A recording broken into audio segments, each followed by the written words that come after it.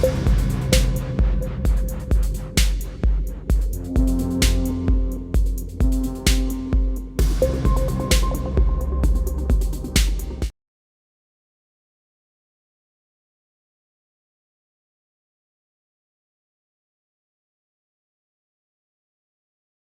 tardes, queridos amigos del Instituto Cervantes de Palermo. En esta tarde ya de casi el solsticio de verano que va a llegar en una fecha tan emblemática donde el día más largo va a empezar a dar curso a las noches que empezarán a serla también. Y lo digo pues porque nos vamos a ocupar de un gran poeta, premio Cervantes, como es el poeta español Joan Margarit, que además escribió en catalán y en español o castellano, y tenemos esa gran suerte de ver cómo tenía pues un talento extraordinario en los dos idiomas. Una persona de formación completamente de ciencias, que ya Marisa Martínez Pérsico nos hablará más extensamente como experta en nuestro autor. Y contamos hoy precisamente con tres mujeres importantes en el ámbito de la traducción, de la docencia universitaria y de la investigación. Marisa Martínez Pérsico, como decía, una argentina afincada en Italia, Loretta Frattale y Celia Nadal. Todos, en cierta manera, procedentes de las periferias, pero en un nudo central que es la poesía en cualquier idioma, porque cualquier idioma nos permite conocer una cosmovisión distinta y otras formas de entender el mundo. Amare è un luogo, antología trilingüe de Joan Margarit. Hoy presentamos desde el Instituto Cervantes de Palermo este hermoso libro editado por Edizioni dell'Orso, que acaba de salir hace muy poco, donde ha recibido también para su traducción una ayuda de la Dirección General del Libro y Fomento de la Lectura del Ministerio de Cultura y Deporte del Gobierno de España. Gracias a todos los presentes por estar hoy con nosotros. En Palermo tenemos la competencia de la playa porque hace un día maravilloso y tenemos el mar tan cerca que lo entendemos. En fin, ese mar que también Joan Margarit en algún momento nos hablará.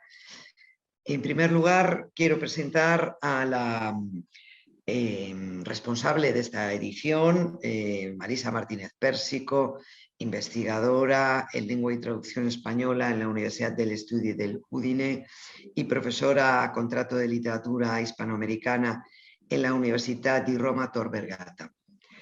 Está acreditada profesora titular por el Ministerio de Educación italiano desde 2019 y desde 2017 es investigadora correspondiente del CONICET, el Consejo Nacional de Ciencia y Tecnología de la República Argentina.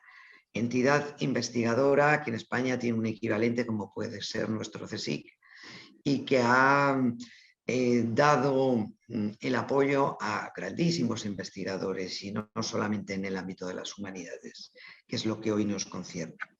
Se graduó en Letras en la Universidad de Buenos Aires y es doctora en Literatura Española e Hispanoamericana por la Universidad de Salamanca.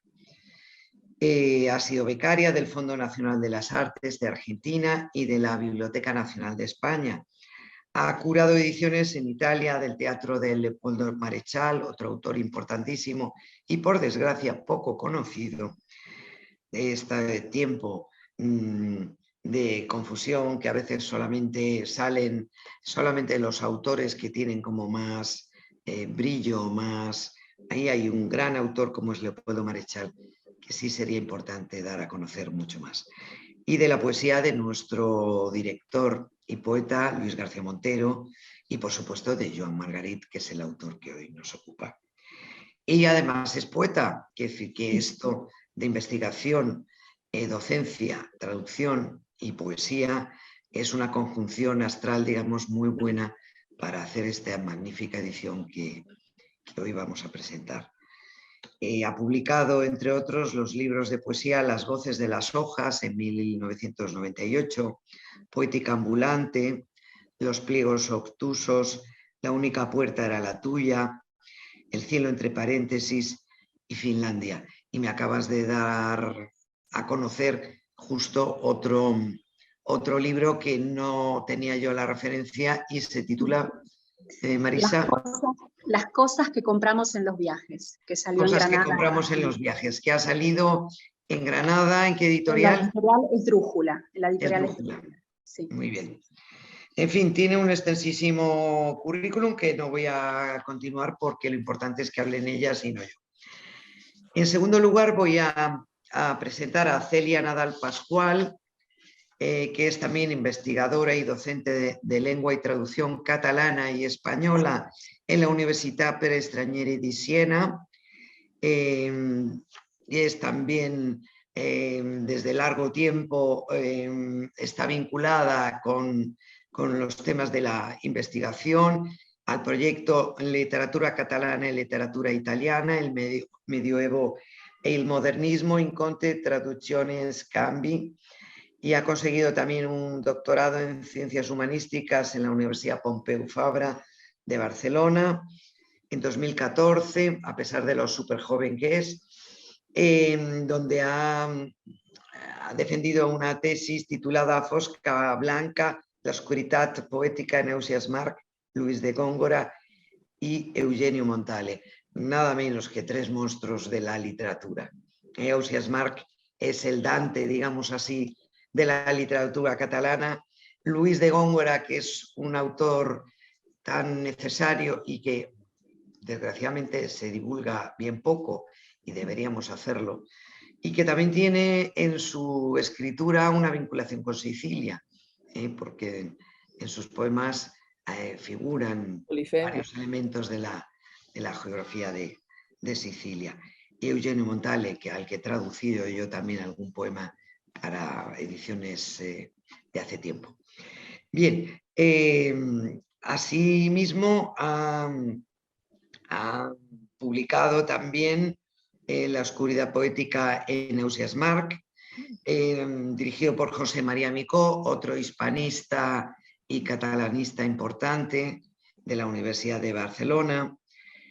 También es máster de estudios comparados en literatura, arte y pensiero de la Pompeu Fabra, y también ha estudiado su licenciatura en Ciencias Humanísticas en la misma universidad. Ha estado también en temas de investigación en la Universidad de Córdoba, en la Universidad de Siena, en Montreal, en fin, forma parte del comité de dirección de la revista científica Forma, revista de Estudis Comparatius de la Universidad Pompeu Fabra y del proyecto internacional de investigación Todo Góngora, que fue desde 2010-2014.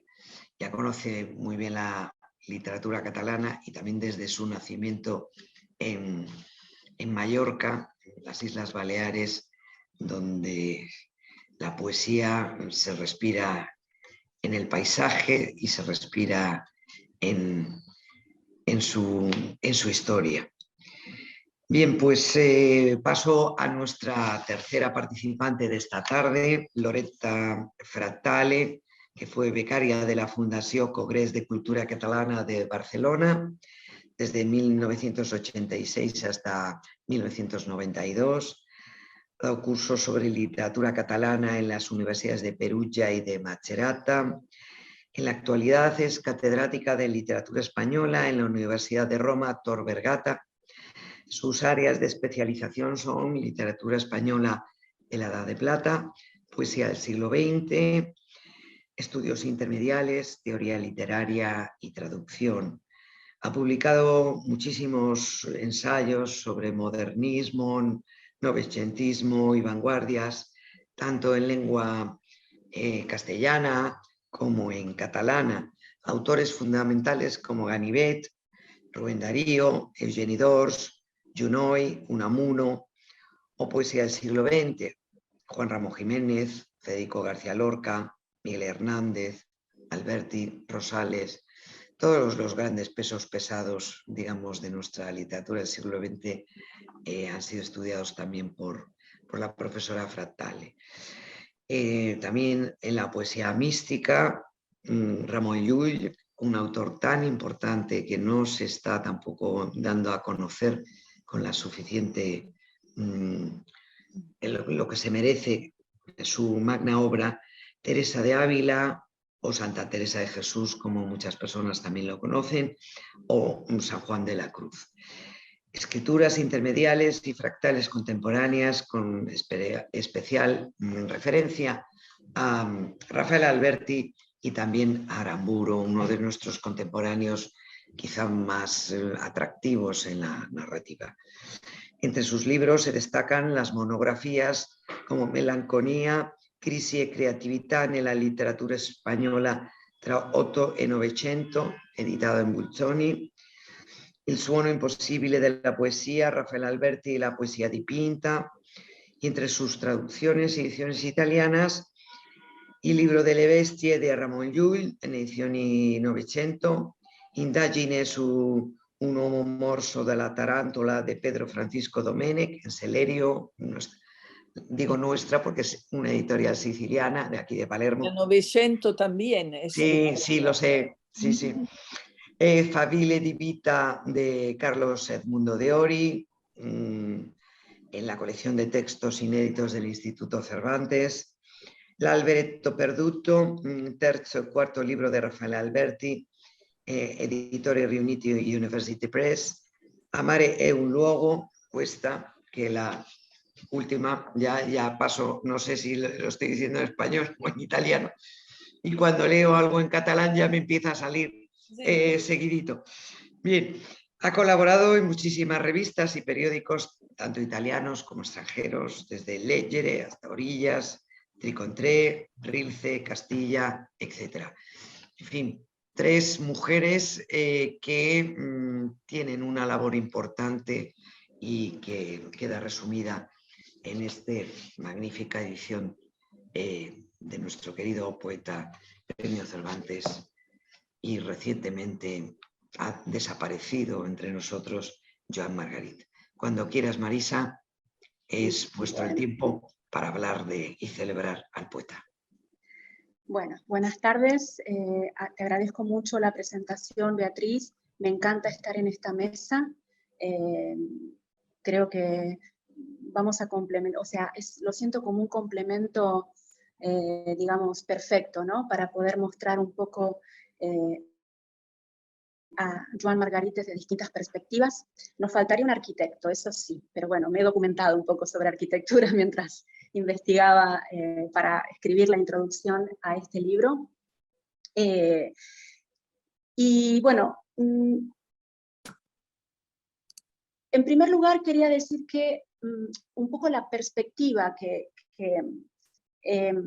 digamos, a partir de la cual está pensada esta antología, es la idea de cruce entre arquitectura, poesía y bilingüismo. Es decir, son 3 elementos que están muy presentes y que a priori podrían parecer que no, digamos, no están tan relacionados, por ejemplo, la parte del cálculo de estructuras, la parte ligada a los estudios de arquitectura y a la docencia de arquitectura de Margarit, y sin embargo,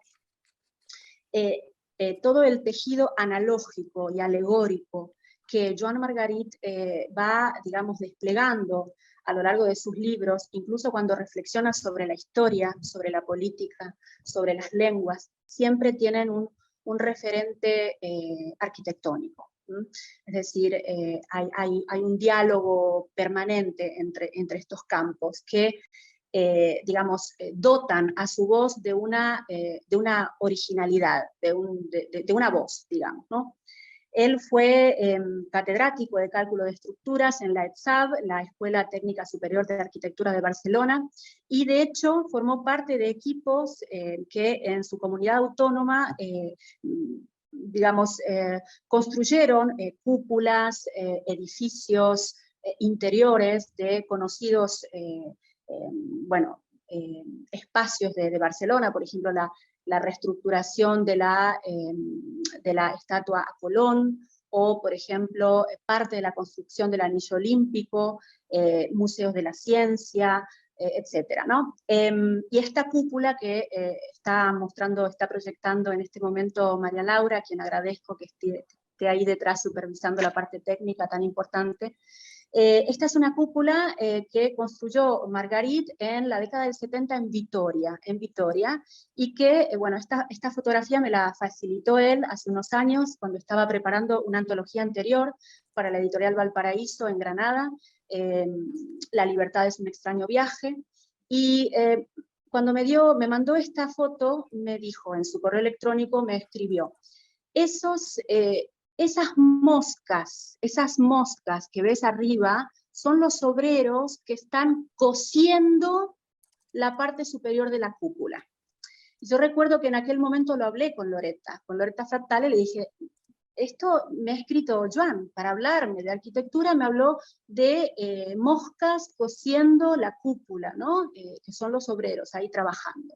Y entonces, digamos que empezamos a conversar a partir de ese momento la posibilidad de presentar este proyecto, ¿no? a las ayudas a la traducción que anualmente presenta el gobierno de España para las distintas lenguas que se hablan en España, ¿no? Y pensamos enseguida en el catalán. Entonces, bueno, estaba diciendo que yo desde el principio, cuando empecé a leer su obra, ya hace muchos años, mucho antes de conocerlo, empecé a darme cuenta de que había determinadas formas de intervención arquitectónica que tenían una fuerte, digamos, analogía en el plano sentimental y moral en la obra de Margarit. Con lo cual, hace unos años consulté a Margarit sobre sus obras técnicas, ¿no? Él publicó 4 libros técnicos junto a su socio, Carles Bouchardet, y firmaban sus libros técnicos de cálculos de estructuras con una contracción, con un nombre de fantasía, que era Marga-Bux, donde se contraían los 2 apellidos, Margarit y Bouchardet, ¿no? Entonces, bueno, claro, él me decía, pero a ver, es un bodrio que te pongas a leer mis libros técnicos. Pero claro, yo sentía que tenía que incursionar en estos libros técnicos, ahí está la lista, el método Marga-Bux para el cálculo de estructuras porticadas ortogonales, la introducción a la teoría del conocimiento de la arquitectura y el diseño, el cálculo matricial de estructuras de barras, las mallas espaciales en arquitectura, que claro, uno lo ve así, pero si uno va por Barcelona y por Cataluña, pasea por Cataluña, ve que, por ejemplo, no sé, el Mercat del Born, por ejemplo, tiene las mallas espaciales, ¿no? Uno a veces lee estos nombres tan difíciles y luego se da cuenta de que se los ha cruzado miles de veces. Y entonces, estas formas de intervención, la construcción, la restauración, la remodelación, la rehabilitación, el refuerzo, la demolición de viviendas y edificios, como decía, tienen, digamos, un correlato en el plano sentimental, en los vínculos afectivos, familiares, y también moral, ¿no? Porque hay muchas reflexiones ligadas a la historia, en particular a la dictadura franquista, que apelan a elementos de la arquitectura, pero que tienen, digamos, siempre una doble lectura, ¿no? Yo no me voy a detener en la parte ligada a las herencias de la tradición catalana, es decir, él se opone a una línea y sigue fuertemente otra línea, pero también, digamos, lo interesante de este autor es que, siendo traductor de grandes maestros de la literatura catalana, y considerando su lengua materna, el catalán, y el castellano como digamos, él tendría lo que sería un bilingüismo precoz, pero su lengua de cultura y de alfabetización fue el castellano, ¿no? Es decir, él en la familia hablaba en catalán. Cuando salía de su casa, hablaba castellano, ¿no? Y de hecho hay un poema muy conocido de él que más o menos en el año 44, 45, él tendría 6, 7 años, un guardia le dice, habla en cristiano, niño, ¿no? Entonces, digamos que el ámbito público tenía necesariamente que ser en castellano. Pero bueno, él, digamos que por la línea española se siente afín a la línea de la poesía española de corte realista, ¿no? Conocida como poesía de la experiencia, y con las herencias de la poesía social anterior, por ejemplo, de Ángel González. Tiene algunos poemas donde homenajea a Ángel González, ¿no? Y se considera compañero de generación, aunque es más o menos 15, 20 años más grande que muchos poetas andaluces de esta línea realista, que bueno, tuvo su apogeo en el 80-90 y que en cierto sentido también la sigue teniendo en la actualidad, con autores como Javier Egea, Luis García Montero, Álvaro Salvador, Ángeles Mora o Antonio Jiménez Millán. Pero, digamos, yo quiero ir un poquito más adelante, quiero citar un fragmento del último ensayo que publicó en el 2020, que se llama Poética, construcción de una lírica. Y él dice así: la arquitectura es fundamentalmente el arte de la distribución de los pesos. La poesía también lo es, aunque metafóricamente. Se podría hacer un paralelismo con la poesía, que trata de conducir unos pesos sentimentales de una manera sutil, compleja, intensa, nunca vulgar. Es decir, para publicar un libro sobre poética tiene que incluir la palabra construcción, ¿no? Y tiene, bueno, uno de sus libros más conocidos se llama Cálculo de Estructuras, y otro, que vamos a leer, un poema de Casa de Misericordia, con el que ganó en el 2008 el Premio Nacional de Poesía. Es decir, siempre la vinculación entre el edificio, la casa, y lo que está detrás de esa casa, o lo que está dentro de esa casa. Yo no, ahora, digamos, no me voy a detener en todo lo que fue la investigación hemerográfica. Estas son fotografías que saqué en la Biblioteca Nacional de España, porque el legado de Joan Margarit está en la Biblioteca Nacional. Él hizo un legado de su archivo personal en el 2011, y entonces ahí, digamos, bueno, se pueden consultar desde agendas hasta recortes periodísticos, diarios, es decir, bueno, es un fondo muy, muy rico. Mientras que, por ejemplo, los libros técnicos, algunos de los libros técnicos se encuentran en la sala general, en la sala María Zambrano. Bien, entonces, la idea era estudiar, que eso trato en la introducción, todos estos efectos metafóricos de la arquitectura dentro de la poesía, ¿no?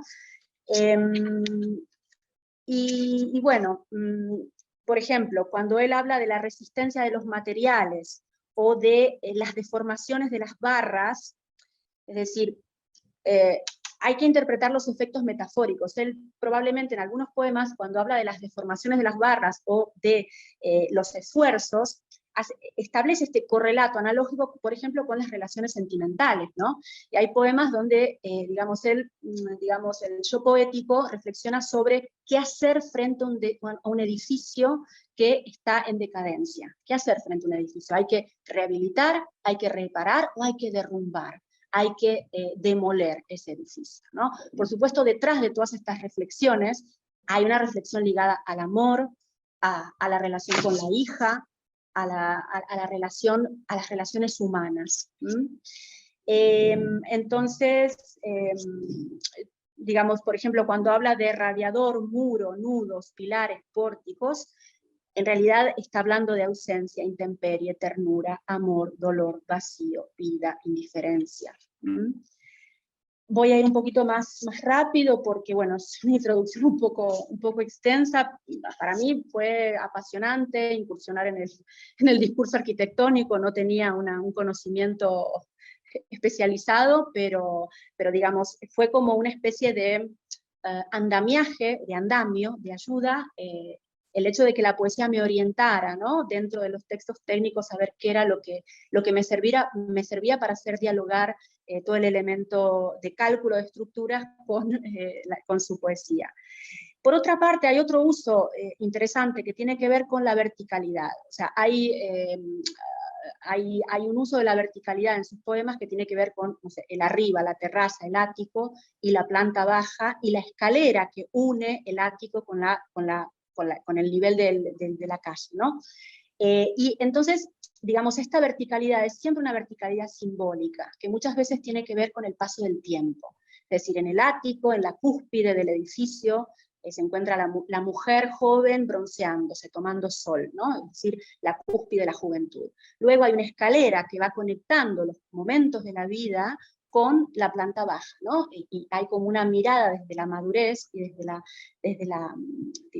adultez hacia el pasado, que es un pasado que adquiere una dimensión espacial, ¿no? Un espacio. El espacio y el tiempo aparecen muy relacionados en la poesía de Margarit. Y no solo en un libro, es decir, es una constante. Es una constante.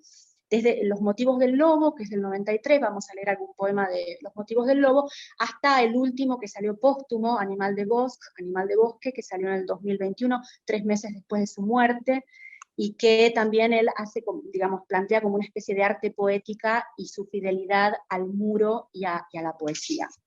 Pero antes de darle la palabra a Celia, quería decir que esta presencia de los edificios no tiene siempre que ver solamente con el ámbito doméstico, personal, individual, sino que sirve también para plantear reflexiones desde la poesía hacia un espacio más amplio, el espacio del barrio, el espacio de la ciudad, con todos los conflictos y tensiones sociales. En particular, hay un poema que se llama Barcelona, donde, digamos, Margarit hace como una denuncia, plantea una denuncia ante la mercantilización y la venta, digamos, la ciudad que se vende al turismo, ¿no? Que se ha mercantilizado y que se ha prostituido, es decir, el último verso de este poema dice, desolada ciudad que haces de puta, ¿no? Entonces, Barcelona como la puta que se ha vendido al turismo. O sea que hay toda una crítica incluso ecológica a veces, ¿no?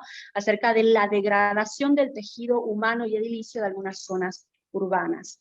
También, por ejemplo, bueno, la preocupación ecológica, la crítica a la metamorfosis desmesurada del entorno y la sensación de extrañamiento ante el rápido cambio de la fisonomía urbana. Y vamos a leer luego un poema que se llama Recordar el Besós. El Besós es un barrio inmigrante de Barcelona, construido a finales de los años 50, que acogían oleadas de inmigrantes y que al principio carecían completamente de equipamientos y servicios. Y por otra parte, también, digamos que los edificios muchas veces sirven para reflejar y para poetizar la derrota y el exilio de la posguerra en Cataluña. Por un lado, el peregrinaje de los perdedores de la guerra civil que huyen por tierras catalanas hacia Francia, y por otra parte, los que reciben hospitalidad en países latinoamericanos. Pero también lo que fue el exilio interior o el incilio, ¿no? Siempre enfocando a algunos personajes desde el punto de vista de la fracción derrotada. Por ejemplo, vamos a leer La profesora de alemán, ¿no? Donde se habla de la lengua prohibida y la lengua derrotada, ¿no? Digamos que siempre hay un edificio que está ligado a estas reflexiones, ¿no? En este caso es una escuela, es un instituto. Bien, y entonces, claro, el otro tema fundamental tiene que ver con las lenguas. Él incluso apela a lo que llama una fábula, que sería como una alegoría en la introducción a su libro publicado en el 99 por Hiperión, que es Estación de Francia, donde él, digamos, hace como una especie de toma de partido lingüístico y titula su prólogo sobre las lenguas de este libro, que sale en texto enfrentado catalán-castellano, es decir, el original a la izquierda en catalán y, digamos, la versión castellana a la derecha. Y entonces él ahí habla para hablar de su bilingüismo también apela a la arquitectura. Claro, una catedral tiene muchas cosas, ¿no? Una catedral tiene arcos, tiene bóvedas, tiene toda una fachada, ¿no? Pero también está la cripta, que está debajo y que no se ve. Pero sin la cripta no existe la catedral. Entonces él, también en una entrevista que pude hacerle hace unos años, me dijo, ¿no?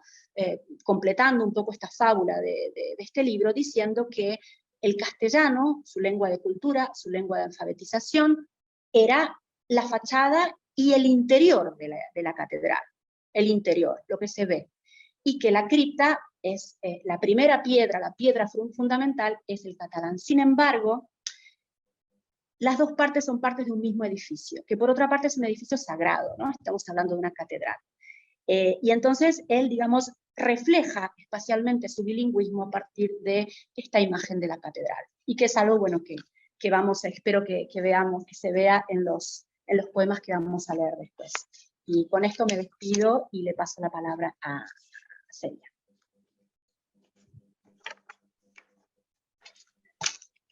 Bien, pues muchas gracias. Yo no he participado directamente en la elaboración del estudio de la antología, así que me siento doblemente invitada, doblemente gracias, ya sea al Instituto Cervantes de Palermo, ya sea a Marisa y a Loretta por haberme permitido coparticipar. Voy a organizar mi discurso en 4 pequeños puntos o bloques que me van a ayudar a controlar la tempística. El primero tiene que ver precisamente con la doble filiación lingüística de Marguerite, de Joan Marguerite. Ya me suponía que muchos de estos 4 puntos ya los habría tocado Marisa, pero va muy bien que sea así porque los he declinado específicamente por lo que hace al continente catalán. Es decir, que espero darles una declinación específica que pueda completar pues, las ideas principales que han salido y que saldrán. Bueno, claro, Joan Marguerite gana el premio Cervantes, que es un premio muy importante en el 19, que han ganado también algunos escritores catalanes que escribían en castellano.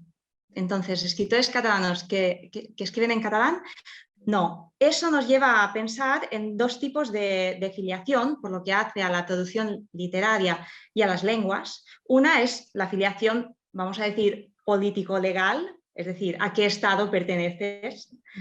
Y la otra es la filiación literaria.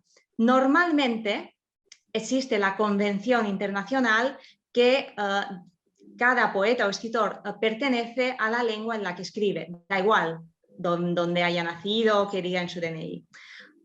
Estos son convenciones que pueden ser útiles en determinados casos, pero que no siempre se aplican, digamos, de una manera inocente. Hay que poner atención siempre en estas clasificaciones, que son criterios que circulan. Pero en cualquier caso, ¿por qué estoy diciendo todo eso? Pues porque yo creo que Joan Marguerite es uno de estos casos para los que cualquiera de estas 2 filiaciones le quedan muy pequeñas. O sea, le quedan pequeñas. Se está hablando mucho últimamente de la literatura transnacional, que no es lo mismo que la literatura internacional, naturalmente, ¿no? Y se está hablando mucho también de la literatura translingüística. Yo creo que, vistos los fenómenos de globalización, de migración, de contactos, de traducción, de diáspora, es imprescindible renovar las categorías para afrontar también la literatura. Y creo que, bueno, que en este caso de Joan Marguerite, naturalmente, eso queda muy bien reflejado en el trabajo de mis compañeras, pero me permito de subrayarlo porque creo que son nociones y categorías pues, particularmente pertinentes. Lo vemos también en otros escritores catalanes, por ejemplo, la escritora Najat El Ajmir, que ha ganado el premio Nadal 2021, con una publicación, estoy hablando de narrativa, que tiene 2 originales, que es diferente de una autotraducción. Una es El lunes nos querrán y la otra Dilluns ens estimaran. Que sean 2 originales, que sea una autotraducción, pues da igual, o sea, lo que importa pues, es esta claridad, esta libertad, ¿no? Y ese reconocer que hay fenómenos de riqueza y que van analizados en cuanto a tales.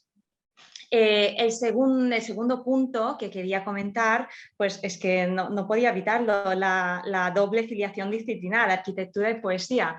No solo nos lo ha ilustrado muy bien Marisa Martínez Pérsico, y no solo también pues, está muy bien investigado y descrito en la introducción del volumen que presentamos, pero también me permito retomar esta cuestión por lo que hace de nuevo a la colocación de Marguerite en el canon catalán. ¿Por qué estoy diciendo eso? Pues porque yo creo que en el filón de los estudios de la historia de las poéticas en Cataluña específicamente, existe mucho pues, este filón de la relación del trabajo respecto a la creación, que dicho así parece muy genérico y muy abstracto, pero vamos a ver, una cosa es el espontaneísmo de Joan Salvat Papasseit y la otra es la tradición de la feina ben feta, ¿no? Que es este mantra de muchos catalanes, por ejemplo, de Foix, por ejemplo. Y pues no acaso me vienen en mente estos dos poetas, que son dos poetas que los dos son rupturistas, que los dos se han relacionado con las vanguardias, pero que tienen dos posturas, no influencias, no solo influencias, que tienen dos posturas de creación muy diferentes, ¿no? El espontaneísmo y decir, no, aquí tiene que haber un trabajo, un cálculo de estructuras. Pues yo creo que la manera en que Joan Margarit entra en esta filiación de la feina ben feta, digamos, que es una gran línea que atraviesa todo el siglo XX y XXI de la poesía catalana, es a través, ¿no?, de estos dos elementos que son los suyos, o de este elemento que es el suyo, que es la arquitectura. O sea, ha sido su manera de entrar allí, de entrar en este terreno ya, digamos, preexistente y de, naturalmente, renovarlo. Bueno, luego sobre eso nos podríamos alargar mucho. Yo creo que hay un tipo específico de clasicismo moderno, que es una categoría también historiográfica para la literatura que en Italia conocéis muy bien y que en cambio ha llegado de manera un poco más precaria a lo mejor en España, que creo que clasicismo moderno, tardo clasicismo moderno, nos ayuda a entender también la operación que hace Joan Margarit a través de esta fusión entre arquitectura y creación, y también arquitectura aplicada a la metáfora de la creación y del modo de crear.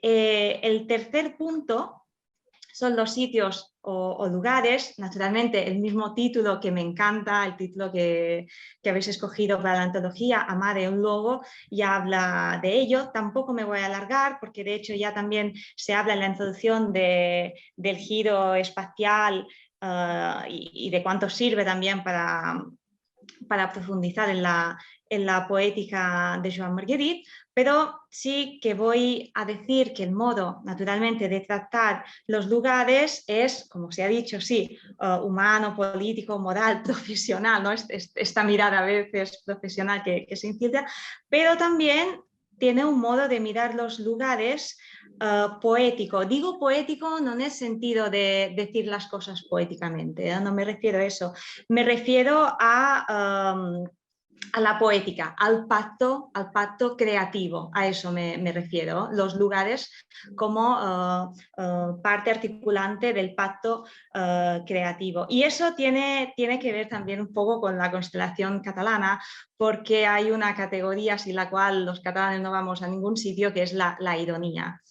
La ironía es un dispositivo muy poliédrico y yo creo que, a diferencia de Quimi Portat, que es un cantautor, ahora parece que voy a otro sitio, pero tiene que ver también con el discurso de Barcelona y el turismo, ¿no? Anem a voltar per les Rambles, estas canciones que son de crítica naturalmente urbanística de políticas de turismo y de degradación de la ciudad o de uso de la ciudad y mercantilización, pero hechas con una ironía muy catalana, y en cambio ver cómo Joan Margarit trata los espacios completamente desde otra perspectiva, abordando exactamente los mismos problemas, pero nunca, es decir, tiene este ingrediente trágico contenido, digamos, nunca cínico,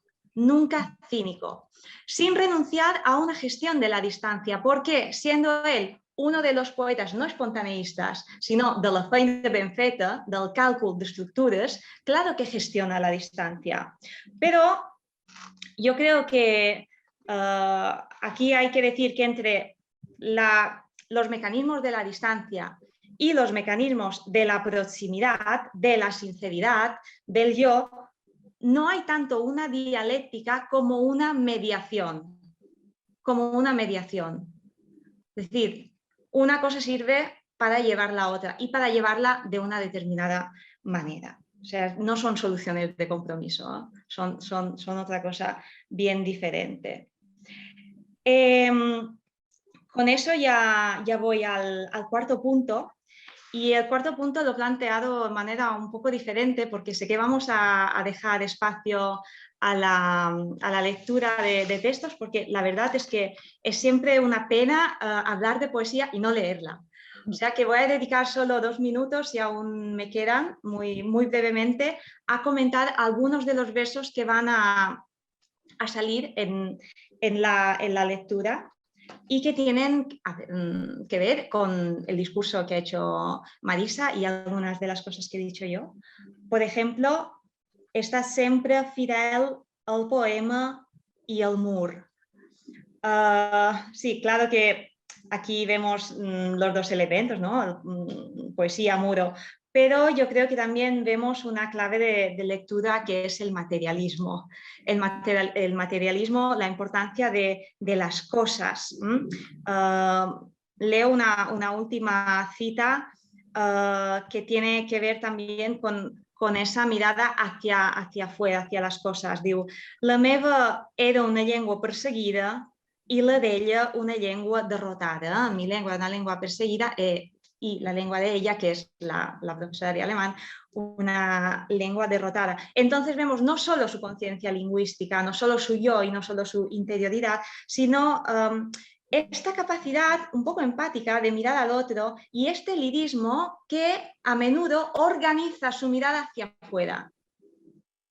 Que no es lo mismo tener la mirada hacia afuera que organizar la mirada de dentro hacia afuera para luego volver hacia adentro a través de correlatos, a través de analogías, lo que sea, ¿no? Hacia afuera, hacia los muros, hacia la ciudad, hacia las cosas, hacia los seres queridos, hacia la sociedad.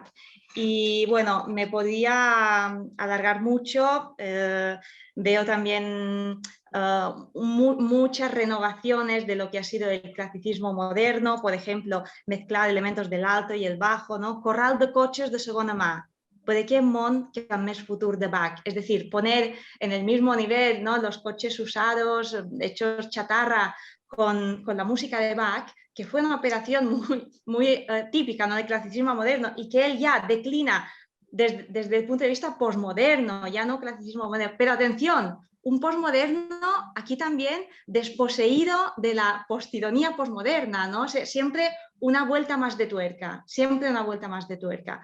Y siempre ese registro anticínico, ¿no? De su distancia, pero su intimidad, su yo, su responsabilidad.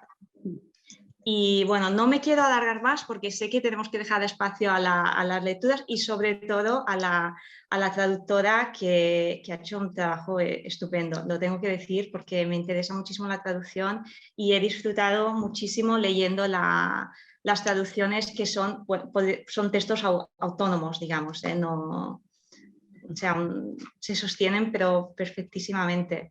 Y con eso acabo y creo que tengo que dar la palabra sí, a Loretta Fratale. Vale, gracias, eres muy amable. Y el labor del traductor es un labor muy complicado, todo el mundo lo sabe. Estoy hablando con traductoras, con poetas también. Bueno, yo quisiera dar las gracias en principio porque es un gusto estar aquí hablando de poesía con Marisa Martínez Persi, con Celia Pascual, con Caterina Ruda, el gran maestro del hispanismo italiano que nos está escuchando, y algunos estudiantes que mientras tanto se han conectado. Muchas gracias, obviamente, naturalmente, a Beatriz Hernández, directora del Instituto Cervantes de Palermo, a María Laura Cascio, coordinadora cultural del mismo. Es un gusto que se haya organizado un homenaje a Joan Margarit. Y es un privilegio participar y contribuir a su realización. Empezaré, pero quisiera hablar antes 2 palabras sobre la prehistoria de esa antología trilingüe, cómo hemos organizado esta antología y luego cómo se ha adaptado mi traducción. Una antología que, como se ha dicho, acaba de publicarse para las ediciones del Orso de Alessandria. Junto con otros colegas codirijo la colección Biblioteca Mediterránea de esa editorial, una colección dedicada autores de textos vinculados más o menos directamente con tierras, lenguas y culturas del área mediterránea. A la poesía de Margarit, ya traducida a tantos idiomas, en Italia se le ha dedicado hasta ahora solo una publicación, un libro titulado Poesie, antología personale, si no me equivoco, al cuidado de Emanuele Massini y por una editorial de Follonica, un texto que ya es imposible interpretar. Así que pensé que había que llenar este vacío, había que dar inicio a un serio proceso de traducción o bien de transducción de la poesía de Margarita a Italia. Se traduce en textos, se traduce una obra y el sistema cultural que representa. Había que llevar la poesía de Margarit al lector italiano para que la conozca, conozca la voz de este extraordinario poeta, su visión de la vida, su sentimiento de la realidad. Antes ella hablaba justamente de eso, de ese sentimiento de la realidad concreta, contingente al que se dedica, siempre se inspira en su poesía. Su sentimiento del mundo y de la misma poesía. Los escritos de Margarit sobre poética son otra maravilla de la que tendríamos que ocuparnos en Italia.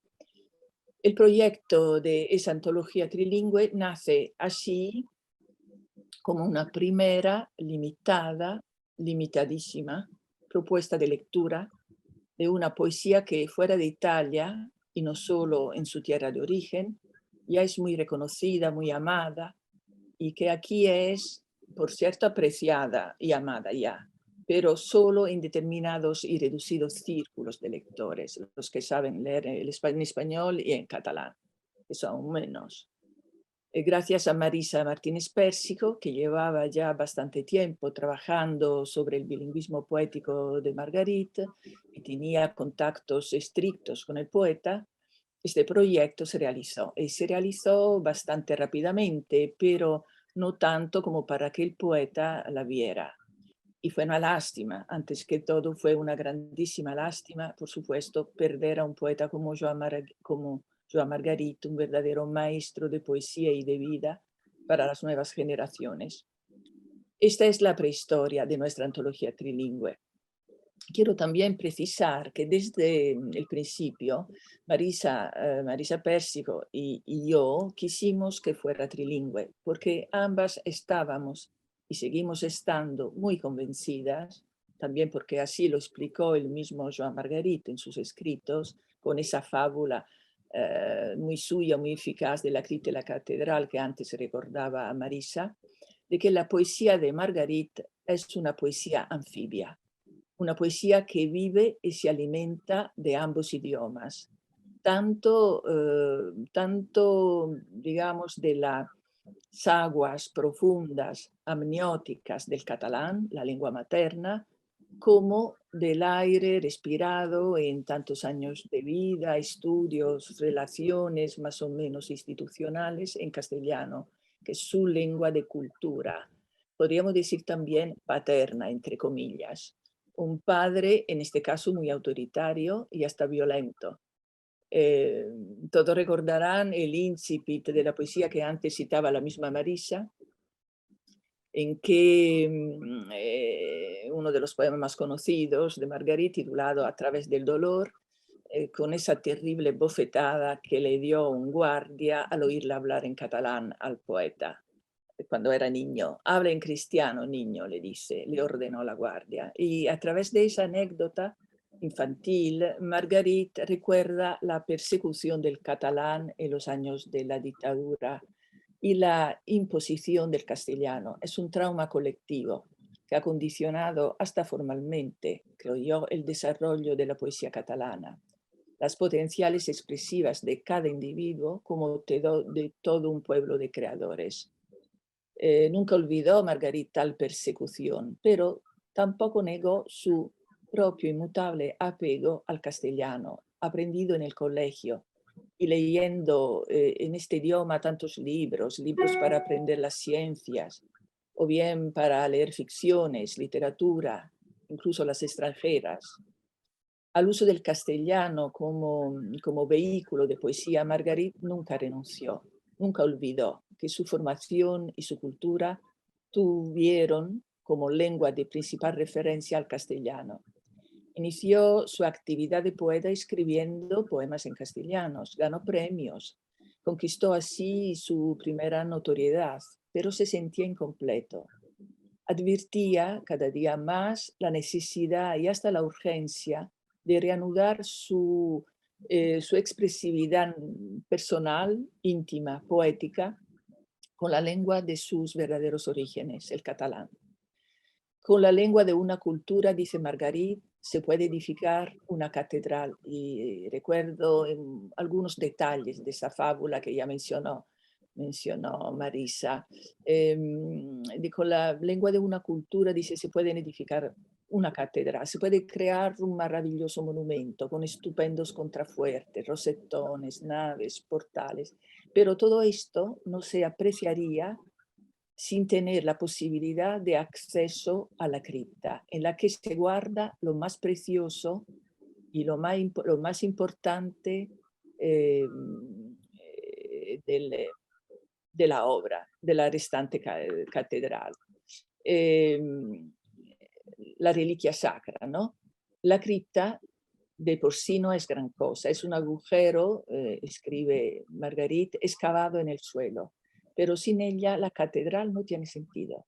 Edificar una catedral sobre una cripta inaccesible no tiene sentido. Para muchos poetas, el código para acceder a la cripta es el mismo para acceder a la catedral.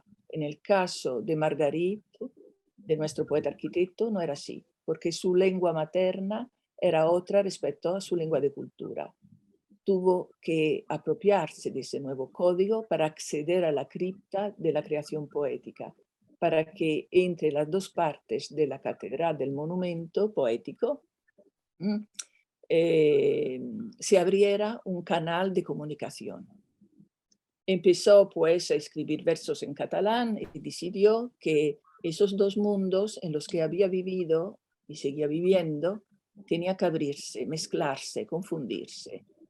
Margarit necesitaba enfrentarse con su dimensión más profunda a la que accedía con el catalán, pero sin perder el contacto con las estructuras complejas de la superficie que había aprendido a dominar en castellano. Desde entonces sus creaciones nacen en catalán. Empieza a escribir, dice, cuando siente el poema en el estómago, pero crecen, maduran y conquistan su belleza y fuerza comunicadora. Las conquistan, no son dones, gracias a un constante, exigente enfrentamiento con el castellano en sinergia perfecta. Bueno, las versiones castellanas de los poemas de Margarit no son un simple calco de las catalanas. El número de los versos pueden variar, así como el de las estrofas. Margarit añade en ellas elementos, o bien se los quita.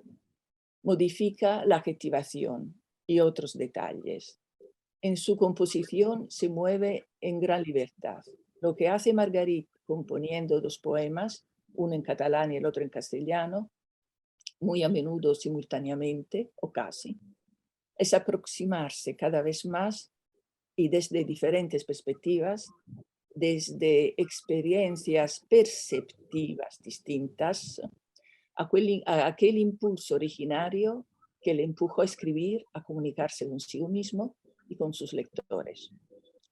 Tampoco hay que considerar a esas dos versiones como creaciones totalmente distintas, como ciertos lectores, algunos muy excelentes, han defendido, ya que ambas responden a una misma urgencia, a una misma inspiración. El poeta se enfrenta a tal impulso creador con todos los recursos que tiene a su alcance, disfrutando las posibilidades expresivas de los dos códigos con los que he aprendido a conocer el mundo. La poesía de Margarit es pues como un tapiz, con sus dos caras, superficies inseparables. Cada superficie tiene sus dibujos y su textura, pero formando una unidad, un mismo manufacto. La una no puede prescindir de la otra. La realización de ese manufacto es tan esmerada, escrupulosa, meditada, que es imposible reconocer cuál es el lado derecho y cuál es el revés.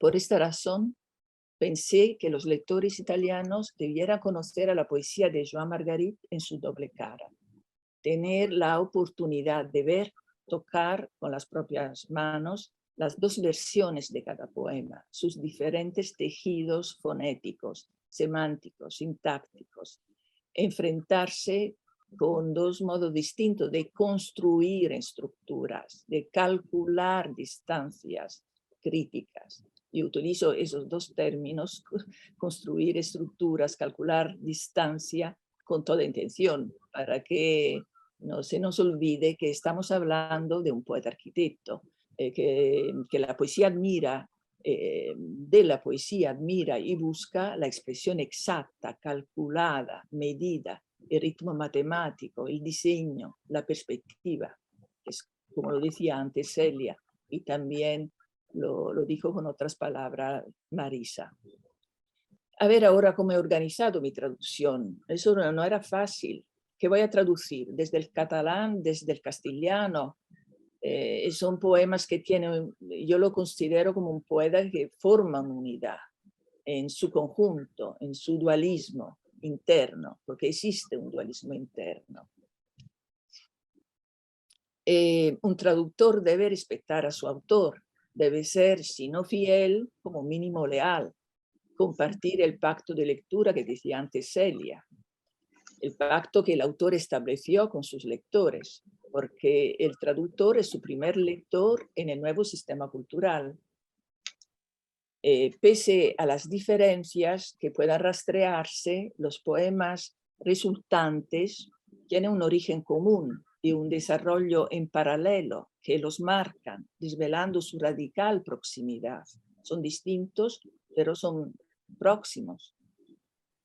Mi versión italiana de los textos seleccionados en la antología se sitúa, digamos, en un plan intermedio entre el texto catalán y el castellano. Leyendo los escritos de Margarit sobre poética, sabemos que Margarit solía plantear en catalán el esqueleto del poema, que luego lo reelaboraba tanto en catalán como en castellano.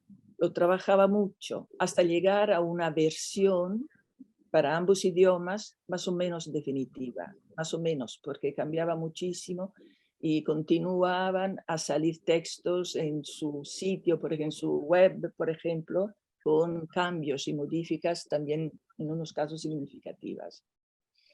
Es cierto que las versiones finales se parecían muy poco a las iniciales.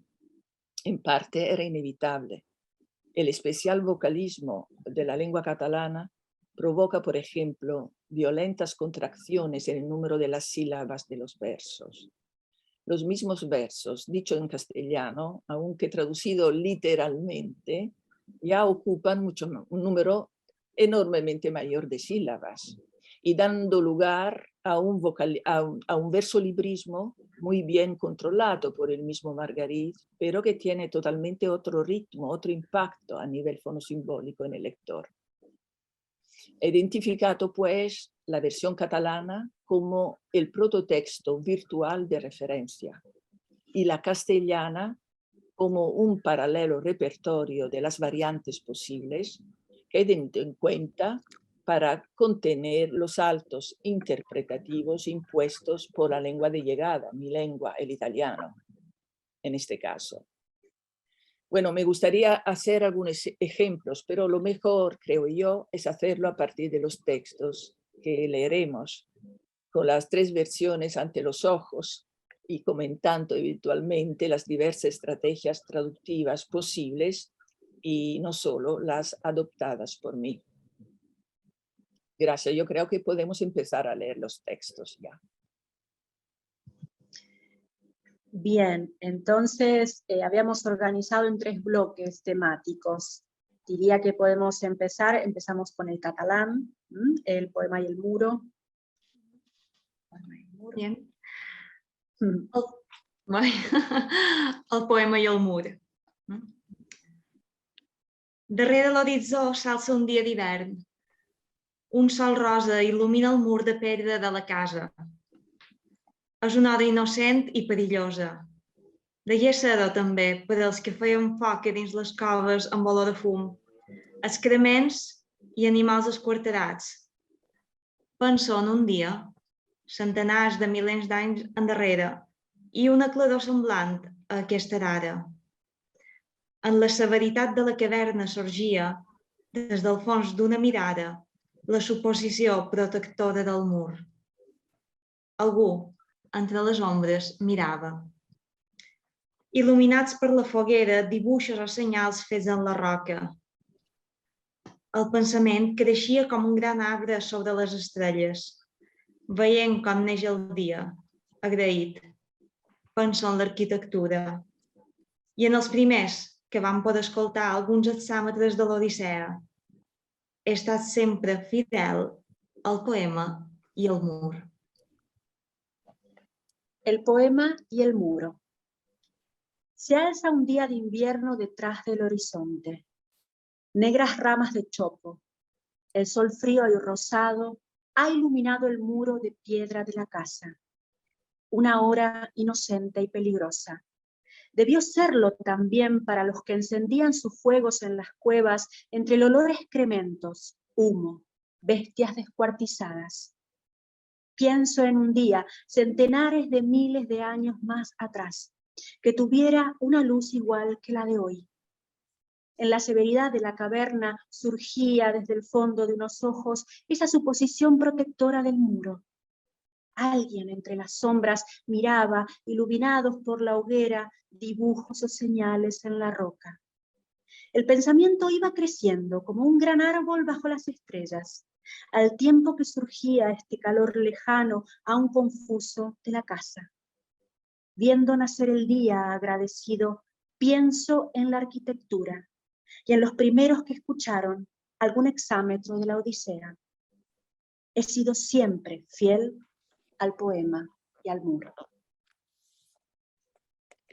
La poesia e il muro. Spunta all'orizzonte una giornata invernale.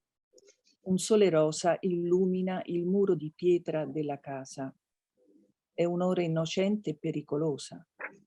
Dovette esserlo anche per chi accendeva il fuoco nelle caverne tra il puzzo di fumo, escrementi e bestie squartate. Penso a un giorno, centinaia di migliaia di anni fa, e a un chiarore simile a quello di ora. Nei rigori della caverna sorgeva, in fondo a certi occhi, l'idea di un muro protettore. Qualcuno nell'ombra, illuminato dal fuoco, guardava i disegni o i segni incisi sulla roccia. Il pensiero si espandeva come un grande albero sotto le stelle. Vedo nascere il giorno e grato penso all'architettura e a chi poté ascoltare per primo alcuni esametri dell'Odissea. Sono sempre stato fedele alla poesia e al muro. Visites d'obra. Durant tants anys he començat el dia en l'ordenat desordre de les obres. Davant de casa en comencen una. La contemplo amb freqüència. Recordo que ens anava fent de dia, entremig de l'estrepit dels discos en tallar planxes d'acer i el sol trejant que té el martell mecànic. Perforar i trencar per construir. Aquesta música contemporània de la destrucció justificada. Després de la visita, buscava un bar on estar sol, salvat del soroll, però dintre del soroll, en l'àngel gris d'una estructura als vidres. El cel de formigó en els suburbis, humit, sempre endurint-se, tot el ferro rovellat, laboral, una tendresa que s'entra encara quan pedrega el temps als vidres de la meva intimitat. La vida acaba com comencen les obres. Perforar i trencar per construir. Una destrucció justificada. Visitas de obra. Durante tantos años he comenzado el día dentro del ordenado desorden de las obras. Frente a mi casa han empezado una. La contemplo a menudo. Recuerdo amanecer en medio del estrépito al cortar una plancha de acero con el disco y el fragor ultrajante del martillo mecánico. Perforar y romper para construir. En esta música contemporánea de una justificada destrucción. Después de la visita, buscaba un bar donde estar solo, a salvo del ruido y a la vez dentro del ruido. Y con el ángel gris de una estructura de edificio entrevista en los cristales. Cielo de hormigón húmedo de los suburbios, siempre endureciéndose. Todo el hierro oxidado y laboral. Una ternura que oigo todavía cuando graniza el tiempo en los cristales de mi intimidad. La vida se termina como empiezan las obras. Perforar y romper para construir. Una justificada destrucción. Sopralluoghi. Per tanti anni ho iniziato la giornata nell'ordinato disordine dei cantieri. Dinanzi a casa ne hanno aperto uno. Mi fermo spesso a guardarlo. Mi ricorda quell'albeggiare nel frastuono del disco che fende le lamiere d'acciaio e l'oltraggioso suono del martello pneumatico. Perforare e rompere per costruire. Ecco la musica contemporanea di una motivata distruzione. Dopo il sopralluogo, cercavo un bar dove restare solo, al riparo, pur nel rumore, dal rumore, e in compagnia dell'angelo grigio di una struttura oltre i vetri. Il cielo di cemento nei suburbi, umido, che si indurisce ogni giorno di più, tutto quel ferro ossidato, professionale, una tenerezza che ancora provo quando il tempo grandina sui vetri della mia intimità. La vita si conclude come si apre un cantiere, perforando e rompendo per costruire, una motivata distruzione.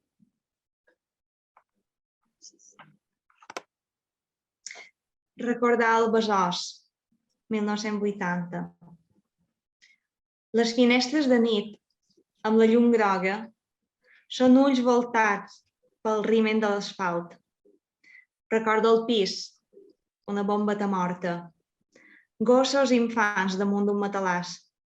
En la cuina, corrupta, sense porta, amb verdet els plats bruts amuntegats. Un noi escolta un vell pick-up que toca discs de drapaire, però tots de Bach. Els cables negres d'alta tensió a la lluna sobre el riu els fa brillar. Sota el pas elevat de l'autopista, la desolada terra de ningú.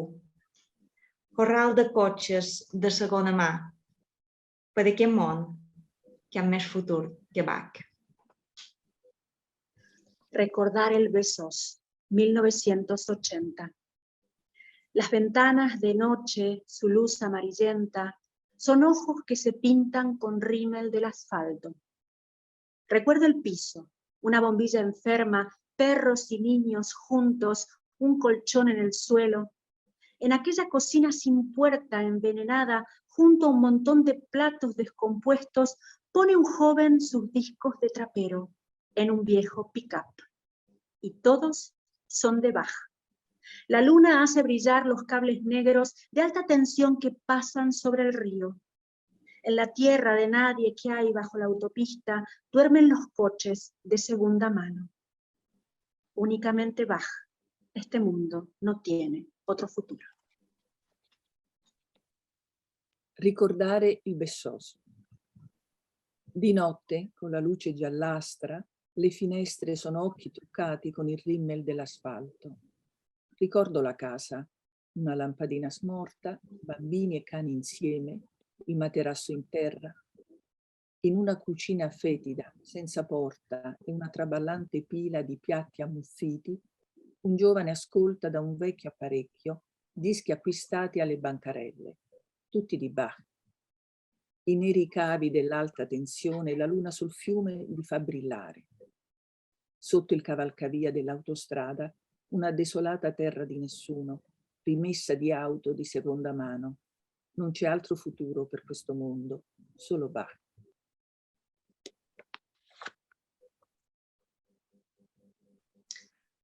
La professora d'alemany. En aquell institut de la postguerra hauria d'haver après una mica de grec i haver sortit amb un vernís dels clàssics. Però si aprendre alguna cosa allí ja era difícil, res amb menys futur que l'alemany. Llavors, entre les runes negroses de Berlín sota la neu, la meva era una llengua perseguida i la d'ella una llengua derrotada. En una aula petita de la torre on era l'institut, en entrar a classe, sempre me la trobava de genolls, fregallant vora un cubell i parlant sola. No sé alemany. I en general em queda un mal record de tota aquella gent, però mai no he oblidat el seu dolor. Ara que passa comptes en qui sóc, sento els genolls al fred de les rajoles per esborrar el passat, com ella feia amb la roja sanefa del mosaic. La profesora de alemán. En aquel instituto de posguerra debía haber aprendido algo de griego y adquirido un barniz sobre los clásicos. Pero si aprender algo era difícil, nada tenía aún menos futuro que el alemán, cubierto por negruzcos escombros de Berlín bajo la nieve. Mi lengua era una lengua perseguida. Su lengua era una lengua derrotada. En un aula pequeña del chalet donde estaba instalado el instituto, al entrar la encontraba de rodillas, fregando junto a un cubo, hablando sola. No sé alemán y en general no tengo buen recuerdo de toda aquella gente, pero nunca he olvidado su dolor. Ahora paso cuentas con quien soy y siento en unas frías baldosas mis rodillas mientras limpio el ayer, como ella hacía con la roja cenefa del mosaico. La professoressa di tedesco. In quell'istituto del dopoguerra dovevo imparare un po' di greco e farmi un'infarinatura dei classici. Era già arduo imparare lì qualcosa e niente ci si aspettava dal tedesco, sepolto sotto le caliginose macerie di una Berlino innevata. Era la mia una lingua oppressa, la sua era una lingua sconfitta. In un'auletta della palazzina dove si era sistemato l'istituto, entrando, la trovavo lì in ginocchio, vicino a un secchio, che strofinava il pavimento e parlava da sola. Non so il tedesco e in generale non ho un buon ricordo di tutta quella gente, ma non ho dimenticato il suo dolore. Ora faccio i conti con me stesso, in ginocchio sulle fredde piastrelle, mentre, come lei, cancello il passato dalle fughe sanguigne del mosaico.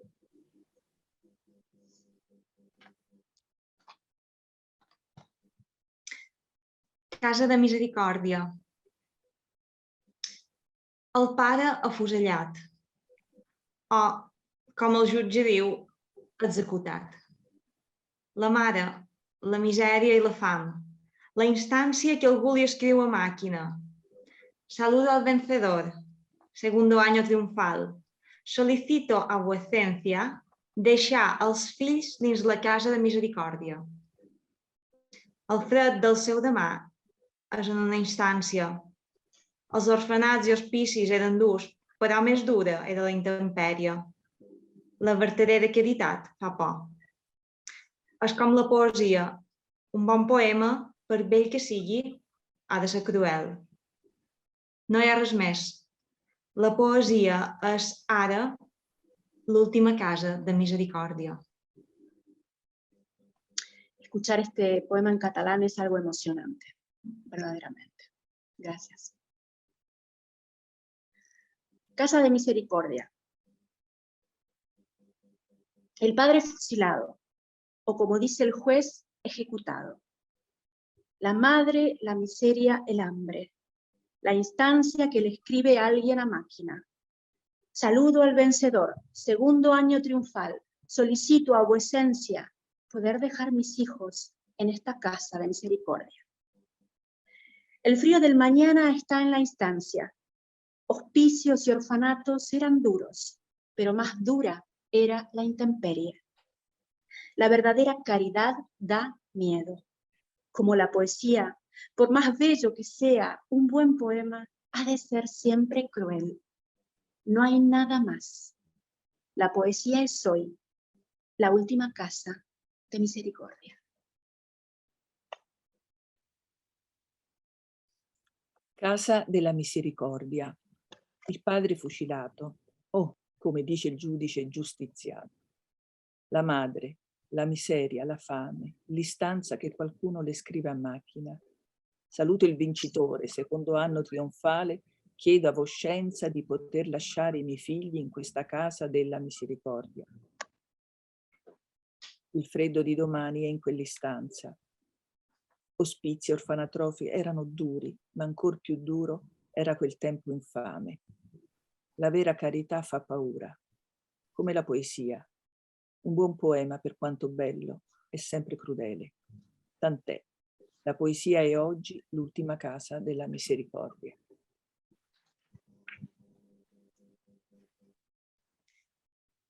Mare i filla. Les teves mans són tot el seu passat. 30 anys d'amor al fons dels teus palmells.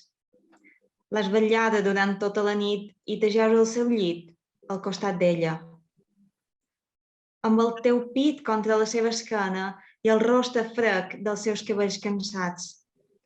L'abraces i li parles en veu baixa mentre l'acarícies. Són les últimes nits. Sents l'escalfor del seu cos esgotat, que coneixes tan bé. En la mort aprendràs a tenir cura d'ella. Ha estat sempre un infant. Vetlla el seu son, que va assemblar-se més i més i més a la profunda fosca d'alegria on ella cau dins les teves mans. Madre e hija. Hoy tus manos son todo su pasado. Hay 30 años de amor al fondo de tus palmas. La has velado a lo largo de la noche, te tiendes en la cama junto a ella, tu pecho cálido contra su espalda, sus cansados cabellos en tu rostro. La abrazas murmurándole al oído y mientras la acaricias. Son las últimas noches y sientes el calor de su cuerpo agotado que conoces también. Aprenderás a cuidarla en la muerte. Siempre has sido una niña, debes velar su sueño, que se va pareciendo más y más a la profunda sombra de alegría por donde se desliza entre tus manos. Madre e figlia. Le tue mani sono tutto il suo passato. 30 anni d'amore nel palmo delle tue mani. L'hai vegliata per tutta la notte. Ti stendi sul letto vicino a lei, il tuo petto morbido contro la sua spalla, i suoi capelli stanchi sul tuo volto. L'abbracci e le parli a voce bassa e intanto l'accarezzi. Sono le ultime notti. Avverti il calore del suo corpo sfinito che conosci così bene. Imparerai ad averne cura nella morte. È stata sempre una bambina.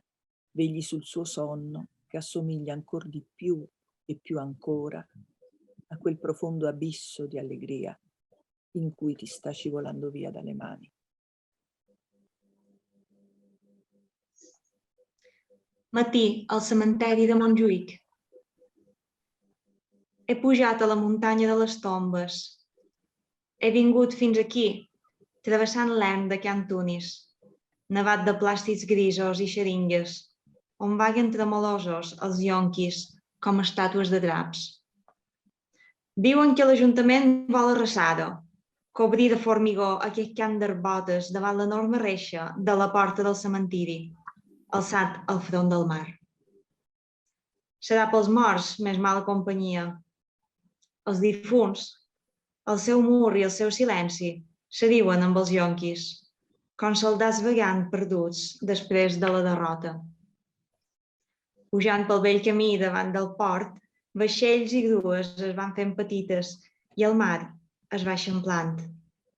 Aquí, en el lloc més alt, estàs salvada del dolor del món. Mañana en el cementerio de Montjuïc. He ido a la montaña de las tumbas. He llegado hasta aquí cruzando el yermo de Can Tunis, nevado de jeringas y de plásticos grises, donde tiemblan errantes las estatuas de trapo de los yonquis. Corre el rumor de que el ayuntamiento lo arrasará, cubriendo de hormigón los campos de hierbajos ante la enorme reja del cementerio, alzado frente al mar. Qué mala compañía será para los muertos, los difuntos, su muro y su quietud armonizan mejor con esos yonquis que, soldados sin fuerzas y perdidos, deambulan después de la derrota. Al subir por el viejo camino frente al puerto, los barcos y las grúas van empequeñeciéndose, mientras se ensancha el mar. Aquí, en lo alto, estás salvada del dolor del mundo.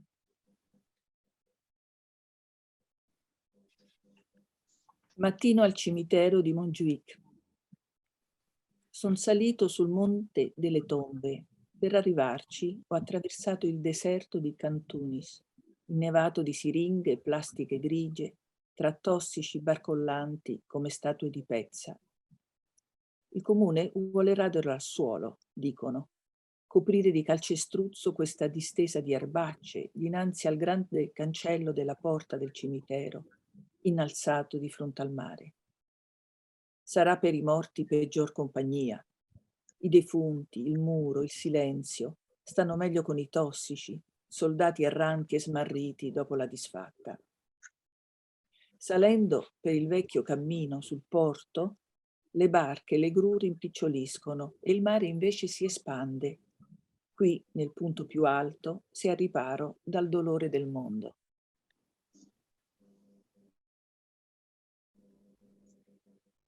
Estamos en la recta final, son las dos últimas composiciones que nos quedan y esta se llama No llencis les cartes d'amor. Elles no t'abandonaran. Passarà el temps, s'esborrarà el desig, aquesta fletxa d'ombra.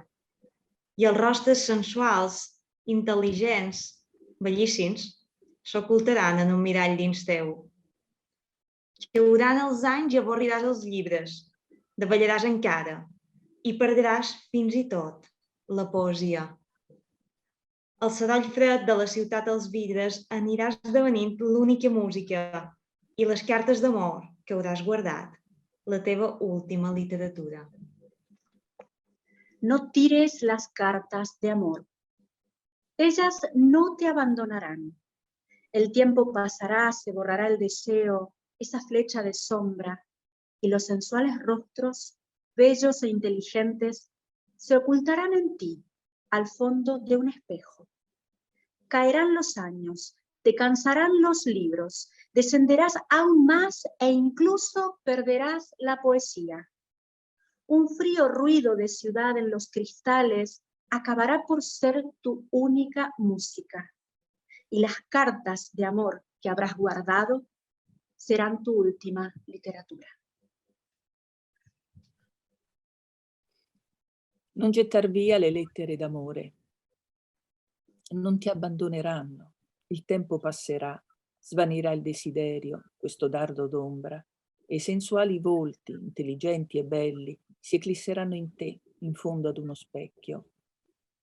Precipiteranno gli anni e disprezzerai i libri, sprofonderai ancora, anche la poesia ti abbandonerà. Il freddo rumore dei vetri di città sarà la tua unica musica e le lettere d'amore che avrai conservato, la tua ultima letteratura.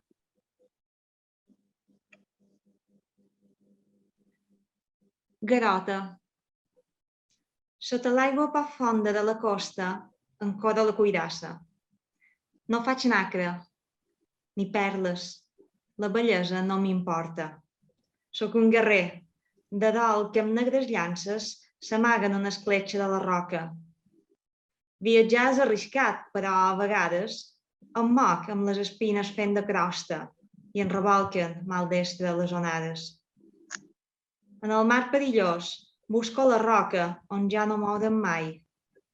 Dins l'armadura sóc el meu propi presoner. La prova de com fracassa, sense risc, la vida.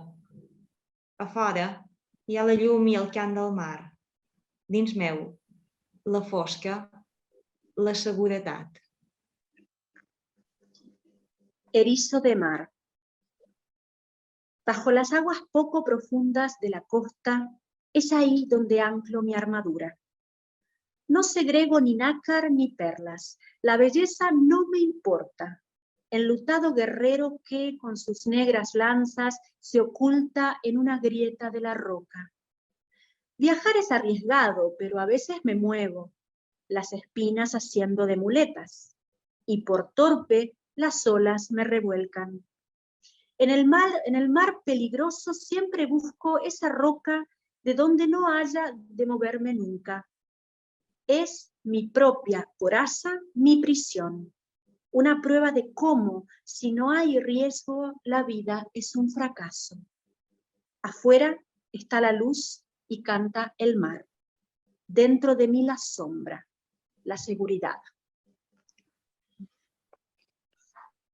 Riccio di mare. Sotto le acque poco profonde della costa ancoro l'armatura. Non si cerno perle né madreperla. Sono indifferente alla bellezza. Sono il guerriero in lutto dalle insegne nere che s'occulta nella fenditura di una roccia.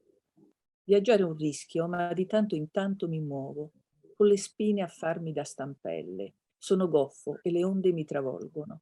Nel mare procelloso cerco lo scoglio da cui non debba spostarmi mai. Sono in questa armatura prigioniero di me stesso, prova di come, senza rischi, la vita è un fallimento. Fuori c'è luce e il canto del mare, dentro di me l'ombra sicura.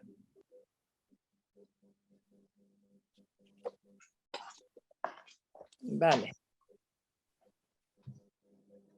Muy bien. Bueno. Ha sido una cosa preciosa esta lectura en las 3 lenguas. Difícil elegir en cuál suena mejor estos versos de Joan Margarit. Gracias a las 3, Marisa, Celia y Loretta, por esta tarde dedicada a nuestro gran poeta Joan Margarit. No sé si alguno de los presentes quiere hacer alguna pregunta o damos por cerrada nuestra jornada. María Laura, ¿tenemos ahí alguna pregunta en el chat? No, tenemos unos saludos. María Ángeles Lonardi nos dicen felicitaciones a todas las participantes, gran trabajo, excelentes exposiciones, una maravilla los poemas bilingües. Saludo para todas y todos los participantes desde Hispano-Argentina, desde Almería, Andalucía, España. Gracias al Instituto Cervantes de Palermo por esta oportunidad de ahondar en la obra de Joan Margarit y conocerle un poco más. Y luego la profesora Ruta, que no ha podido reactivar el audio, pero que nos deja también su mensaje en el chat. Siento no poder hablar, quiero dar mi enhorabuena a estas 3 mujeres muy especiales. Con su sabiduría y su emoción nos han hecho entrar en las profundidades de los poemas del anorado Margarit, abriendo perspectivas nuevas. Felicitaciones. Y luego también un último mensaje de Bárbara Stasi. Los poemas son todos hermosos, llenos de alma y de sentimiento. Las traducciones son perfectas y hacen que el significado profundo sea perfecto sin cambiar el ritmo de los versos. Madre e hija es una maravilla. Muchas gracias por esta oportunidad. Muy bien, pues la poesía siempre nos salva de todo.